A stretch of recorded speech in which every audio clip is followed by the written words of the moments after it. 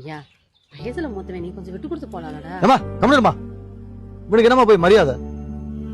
எப்பா அண்ணன் தானடா வயசுல மூத்தவன, நீ கொஞ்சம் விட்டு கொடுத்து போடா. மா இவனுக்குலாம் நான் விட்டு கொடுத்தேன் ஒண்ணும் இல்லம்மா.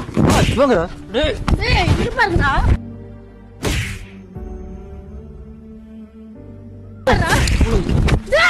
ஐயோ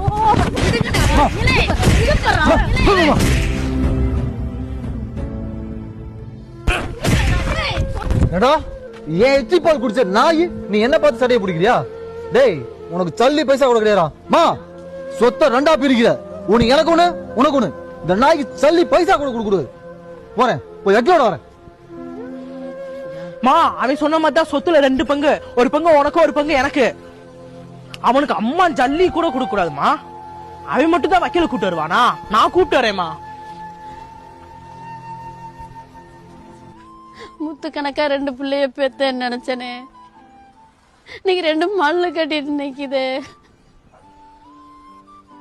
ஐயா சொத்த 2 பங்கு போடுறீங்களேடா, பெத்ததாய நினைச்சு பார்க்க மாட்டீங்களாடா? ஒத்த பிள்ளைய பெத்திருந்தாலும் நான் நிம்மதியா இருந்திருப்பேனா என்னன்னு தெரியலையே.